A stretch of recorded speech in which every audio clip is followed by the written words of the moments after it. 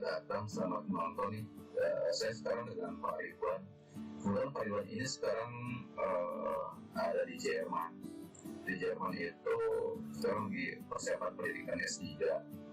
Dan udah berapa lama Pak Ridwan? Oh ya, apa kabarnya sekarang? Alhamdulillah, Pak Tamin, alhamdulillah. Saya sudah hampir setahun lebih Pak Tamin di sini. Berarti bahasa Jerman udah baik ya, dan bisa diajarin bahasa Jerman gitu ya. Insya Allah. Gimana untuk persiapan studi S3-nya bisa? Ya, sampai hari ini memang saya belum dikasih kesempatan oleh Allah bisa nyata. Memang dari pertama kali saya ke Jerman itu banyak kendala yang saya hadapi, terutama dalam proses administrasi. Itu persiapan sampai hampir 3 bulan lebih ya, 3 bulan lebih proses administrasinya juga selesai, sehingga saya baru bisa coba untuk cari peluang bisa daftar di sini.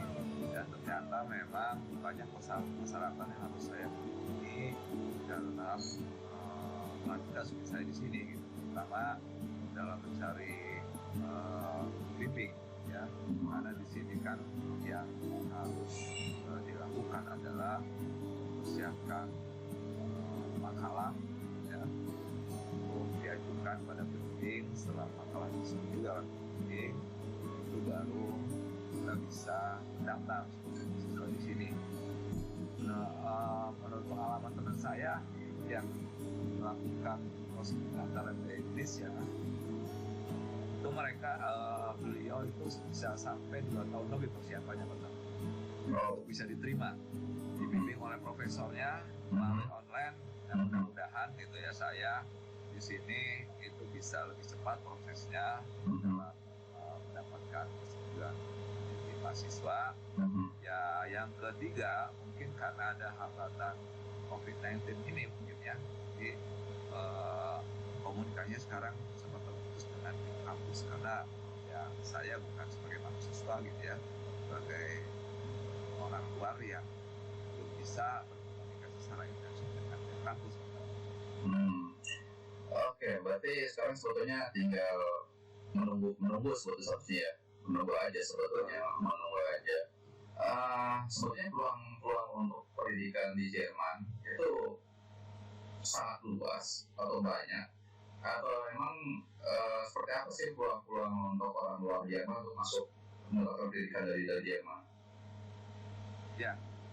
Ya, kalau saya lihat ya dari beberapa informasi dan yang saya baca dari media, memang peluangnya cukup besar. Peluang untuk bisa kuliah di sini itu sangat terbuka. Yang paling penting memang pertama kali emang harus keberanian. Saya selalu ingin menyampaikan bahwa motivasi yang terbesar ketika kita ingin kuliah di sini adalah keberanian. Jadi keberanian untuk mulai dan keberanian untuk bisa hidup mandiri. Yang kedua, memang secara umum langkah berikutnya harus dipersiapkan adalah bahasa. Memang bahasa Inggris menjadi bahasa gaul di sini. Yang paling utama adalah bahasa Jerman. Memang bahasa Jerman untuk teman-teman yang kuliah di sini menjadi bahasa sehari-hari dan menjadi bahasa yang harus kita kuasai, karena kita berinteraksi secara sosial dengan masyarakat di sini ya. Ya, kalau tidak bisa memahami bahasa Jerman, maka itu yang menjadi kendala utama. Tapi itu saya yakin kalau kita persiapkan dan kita jalankan, itu akan lebih mudah dibandingkan kita hanya berdasarkan pada ketakutan saja. Dari saya persentase yang mengikut pendidikan ke sana, semakin besar kalau mendaftarkan diri udah pasti ada kemungkinan besar itu saya bisa diterima kan ya. Iya. Nah ini ada pengalaman saya dengan hasil dinamika dengan saya di sini, terutama yang muda-muda ya. Jadi kebetulan kemarin di rumah kami ini kedatangan calon mahasiswa gitu dari Indonesia, 2 orang gitu kami. Yang pertama itu adalah calon mahasiswa S3 ya, dan yang kedua adalah calon mahasiswa S1. Dan kebetulan memang mereka nginep di seperti tinggal di rumah saya 1 bulan, 1 bulan setengah dan 1 bulan. Dan setelah saya ngobrol dengan beberapa dari mereka, itu memang ada 2 jalur yang mereka tempuh. Yang pertama adalah bisa melalui agen ya. Agen itu biasanya ya 100% bantu kita dalam melakukan proses pendaftaran sampai dengan kedatangan di sini. Memang dengan biaya agen ini dia cukup besar gitu. Tapi ada satu langkah juga yang dilakukan oleh teman-teman di sini, yaitu melalui jalur mandiri. Kita bisa cari informasi dari media, internet ya, kesempatan yang terbuka, baik itu beasiswa ataupun jalur mandiri. Nah itu sangat terbuka. Nah ini ada cerita menarik dari salah satu calon mahasiswa di sini. Satu orang namanya Thomas kalau tidak salah. Nah dia betul-betul melakukan proses kedatangan di sini itu dengan jalur mandiri. Artinya dia cari informasi di Facebook, dia cari informasi di websitenya, dan sampai dengan ketika dia khusus itu juga dengan jalur mandiri. Terus ya yang menarik lagi, setelah Pak lulus SMA dia tidak ditemani oleh orang tuanya datang ke sini, dan dia datang ke kota yang sama sekali asing bagi dia, dan dia berhasil. Ketika datang ke Konstan, ke kota kami, ya kami terima di rumah, dan dia sangat senang gitu atas kemandiriannya dan berbagi cerita. Dan ya intinya adalah bahwa ya ternyata ada 2 jalur yang bisa ditempuh. Yang satu itu bisa melalui jalur organisasi atau agennya, yang kedua bisa sendiri, dan semuanya bisa memungkinkan dengan mudah ditempuh kalau kita benar-benar serius dan yakin. Berarti kan sekarang setahun lebih itu udah bisa jalan-jalan ya Pak. Udah Jerman, udah keliling kemana aja Pak Jerman Pak? Ya memang kebetulan kedatangan saya di sini juga dalam rangka membantu istri saya dan riset di sini. Jadi ya memang saya pun tidak banyak setahun ini bisa melakukan keliling dari beberapa kota di Jerman, karena saya tetap fokus di saya. Kebetulan memang video-video riset istri saya juga sempat viral di Deutsche Welle Pak Darmin. Ya, tahu. Direkam oleh mereka dan sebagai pelajar, dan ya itulah gitu proses yang saya lakukan dengan istri saya setiap hari harus bantu istri saya melakukan proses ambil data di danau, bantu proses di lab. Nah, sehingga ya paling saya jalan-jalan ke luar kota Konstan itu Berlin, Stuttgart. Sisanya saya belum sempat. Kemarin ada beberapa undangan juga dari teman-teman istri itu bukan di kota yang lain ya, karena memang tadi bukan atau penelitian istri saya, sehingga saya pun harus menunda beberapa perjalanan liburan lah untuk konsentrasi menyelesaikan riset daripada saya. Aduh, senang nih bisa jalan-jalan. Mungkin saya senang jalan-jalannya. lancar jalannya. Mudah-mudahan saya Ya bisa ikut mudah-mudahan Pak lanjut. Tarmi juga bisa datang ke sini nih gitu. Ya. Karena kemarin juga saya sempat kedatangan dari tamu dari Padang, Pak Tarmi. Ya kebetulan sedang ikut seminar, mau ikut seminar di sini ya selama 2 minggu dan di sini. Karena memang pendidikan sini mahal ya, sehingga ya kami terbuka lah buat teman-teman Indonesia yang akan datang gitu ya ke kota Konstan. Silakan hidup di sini gitu ya. Kapan saja, yang jelas tadi gitu ya, kami akan menerima secara terbuka, bisa menginap di rumah kami gitu. Karena ya memang peluang untuk bisa ya jalan-jalan di kota Jerman memang sangat terbuka, terutama untuk tidak hanya sekedar jalan-jalan sekali. Nah terus kalau misalkan banyak yang berminat untuk kuliah di Jerman, kemana aja sih atau bagaimana caranya informasi beasiswa, informasi tentang kampus, sehingga nanti yang benar-benar berminat itu bisa mencari informasi dengan tepat.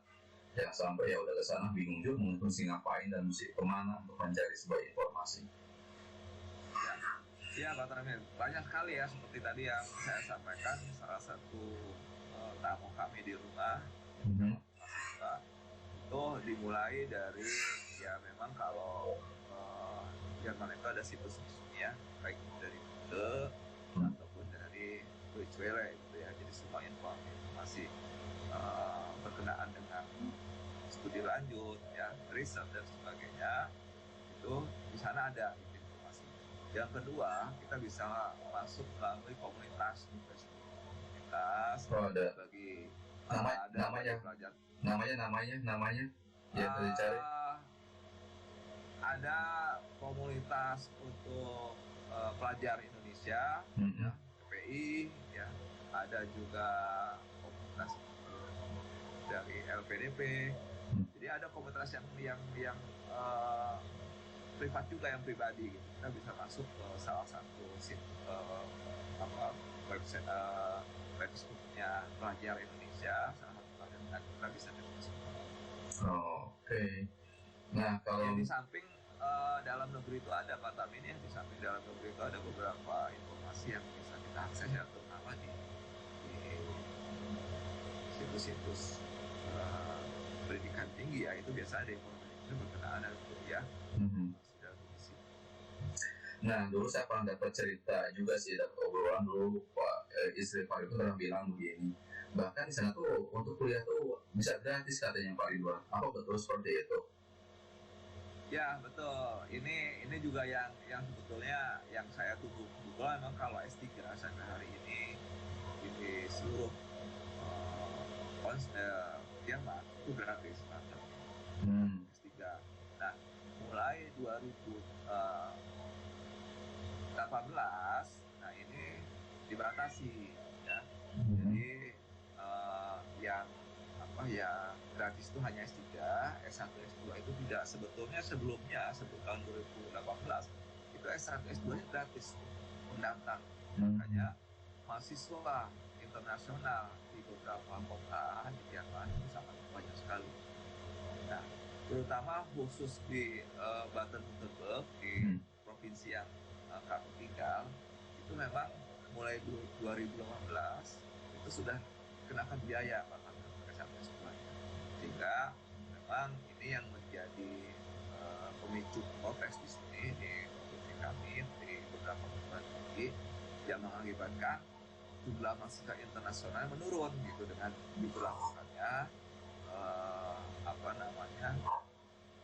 biaya ya untuk mahasiswa S1 dan S2. Mudah-mudahan tahun depan itu sudah gratis lagi nih Pak. Jadi artinya kesempatan sangat terbuka bagi mahasiswa di luar Baden-Württemberg itu untuk bisa kuliah secara gratis baik S1 atau S2.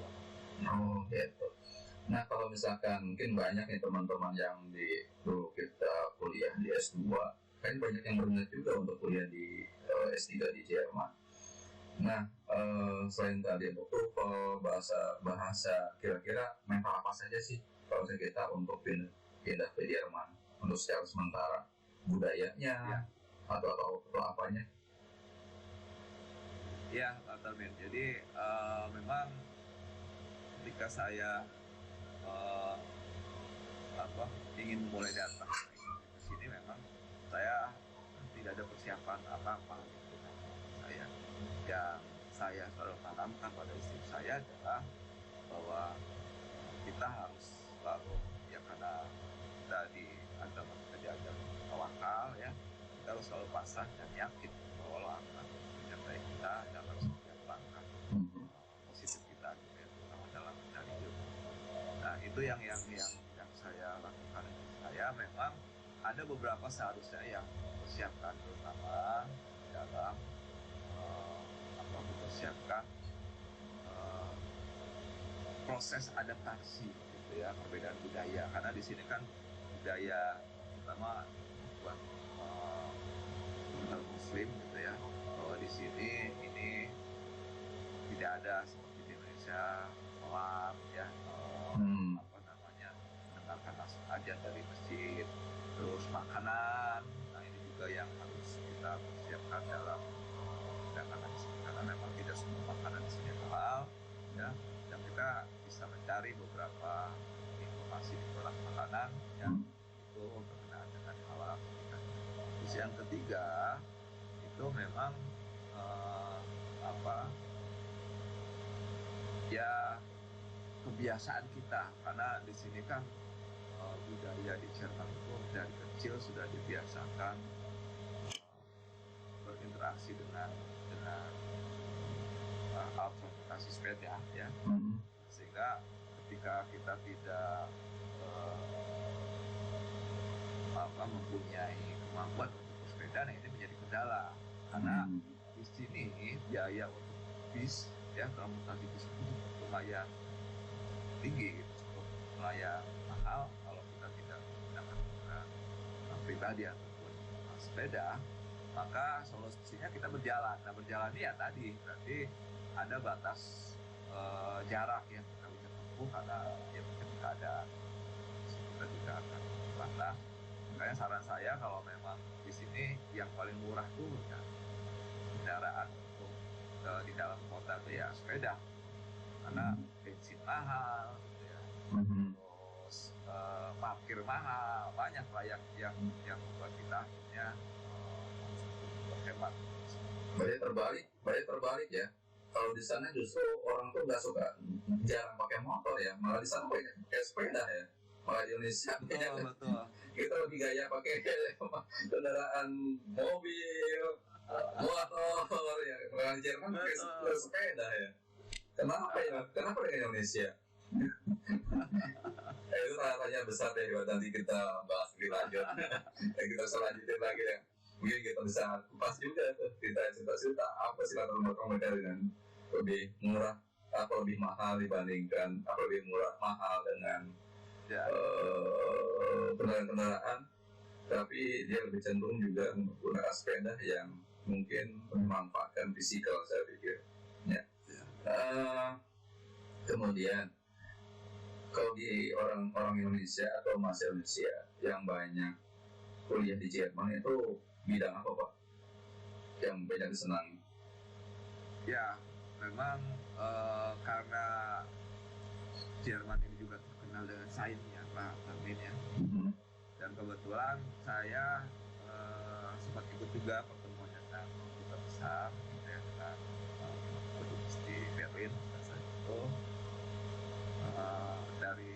Dari data yang disampaikan oleh beliau ya, memang Jerman itu hampir banyak menerima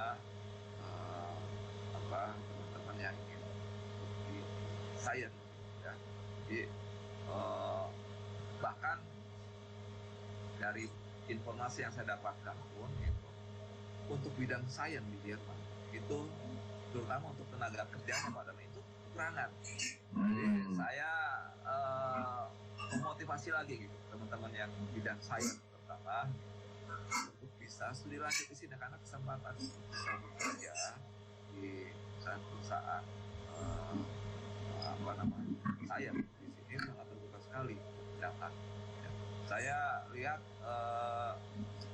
teman-teman saya yang dari negara-negara yang lain, dari Brazil, ya, dari apa namanya, Eropa Timur, itu banyak yang datang ya dengan gelar mereka ya terutama yang kuliah di sini gitu ya, itu dengan mudah Pak bisa mendapat gaji yang besar, gaji yang tinggi, beberapa kali kerja di Indonesia ya, sehingga ya memang ini menjadi pemicu kenapa gitu teman-teman dari negara lain itu bisa dengan mudah kerja di sini atau kerja di sini, karena ya memang sampai saat ini di Jerman masih membutuhkan banyak sekali tenaga kerja sains terutama teknologi ya.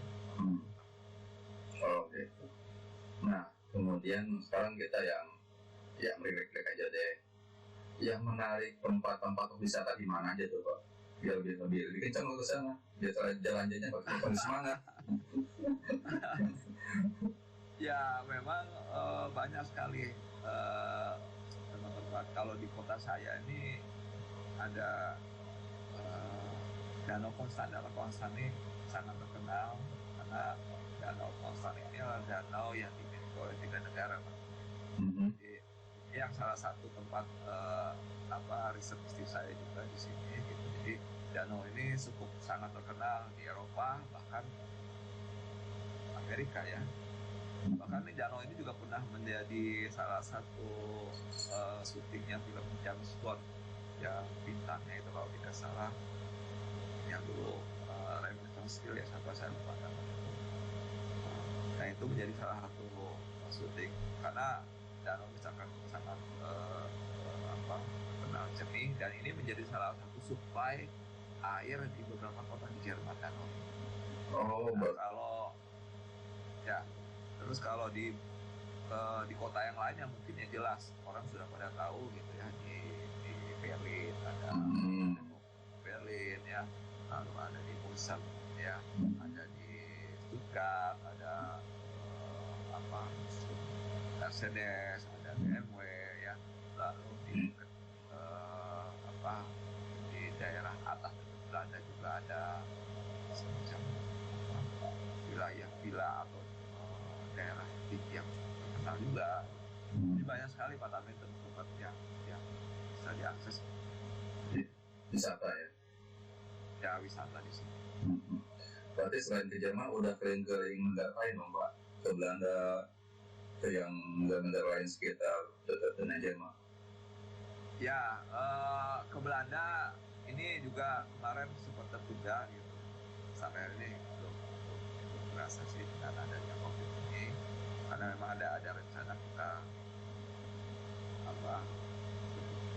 ada sepupu juga di sana gitu ya. Yang kedua itu rencana ke negara Eropa Timur itu kalau tidak salah, saya lupa namanya, itu juga belum sempat. Tapi yang sudah itu ke Swiss Pak, karena Swiss ini dekat dengan kota kami gitu ya. Jadi di Swiss ini juga banyak wisata yang bisa masuk menggunakan Alpine ya. Iya memang saya tidak, dengan istri saya belum sempat banyak mengeksplor tempat yang digunakan untuk wisata. Pak mesti banyak Pak, berapa lama jadi tour guide di sana Pak? Insya Allah. Jalan-jalan ya, tour guide ya, happy ya, dapat duit juga ya. Ya mudah-mudahan. Jadi menariknya Pak Tamin memang ini untuk pendatang biasanya kalau kita rajin juga cari informasi di situsnya situs namanya, itu saya juga ada informasi dari teman-teman yang sering jalan-jalan, itu ada satu paket wisata yang murah Pak Tamin. Jadi artinya terdatang selama seminggu, nanti di tiketnya itu udah ikut di sana, itu akan lebih murah biayanya dibandingkan kita datang ke sini lalu kita baru merencanakan perjalanan mana-mana. Di alangkah bagusnya kita ketika datang ke sini gitu, berwisata itu mencari informasi berkenaan dengan paket-paket. Ada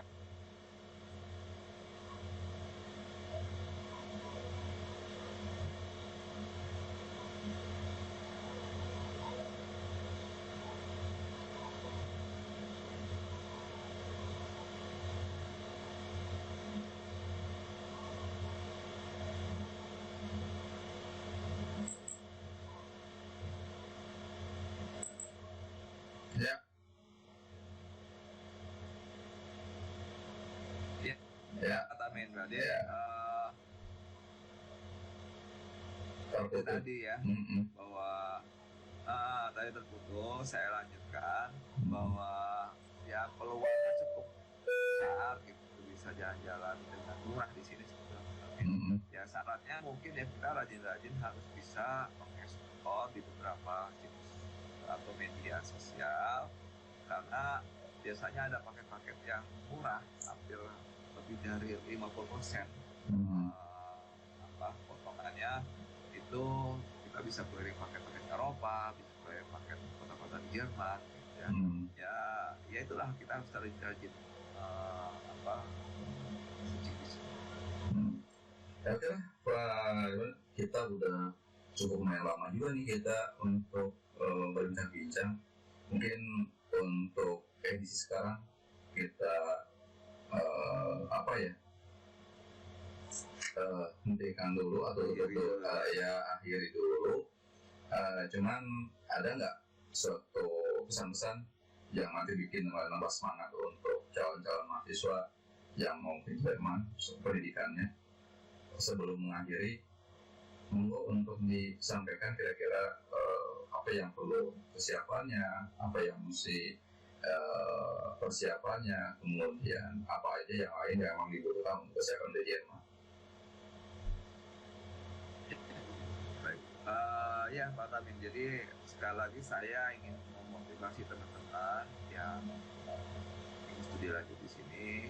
Yang pertama adalah bahwa yakinkan gitu bahwa proses pendidikan di sini itu tidak jauh berbeda. Yang berbeda itu adalah cara belajar kita. Ini kita dipandu terus belajar ya, dan terus belajar gitu, sehingga tidak ada waktu untuk leha. Yang kedua adalah bahwa proses untuk kedatangan di sini sebetulnya tidak sesulit apa yang kita bayangkan.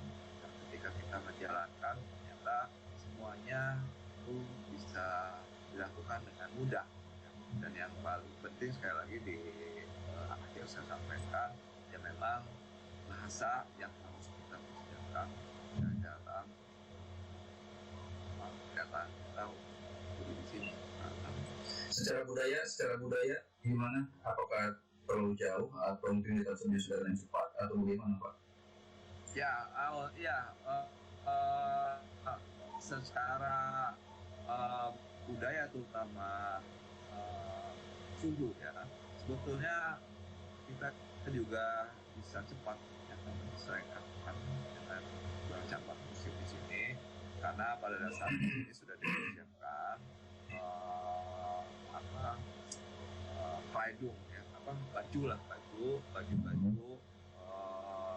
dari masing-masing musim. Jadi tidak usah khawatir ketika kita datang ke sini dalam musim dingin, pada dasarnya kita akan tetap safety dan sehat gitu. Karena di sini ada standar baju yang digunakan bisa berinteraksi di luar gitu. Oke lah, untuk kesini kita akhiri, dan terima kasih waktunya untuk bisa cerita-cerita yang udah jadi suatu harapan baik saya, harapan buat teman-teman yang lain yang berminat di Jerman, sambil belajar juga bisa berwisata, dan mudah-mudahan pulang ke Indonesia menambah pengetahuan yang luar biasa. Terima kasih Pak Ridwan. Ya, sama-sama. Ya. Mohon doanya juga Pak Tamin ya dari teman yang lain gitu. Iya, sama-sama. Terima kasih. Assalamualaikum warahmatullahi wabarakatuh.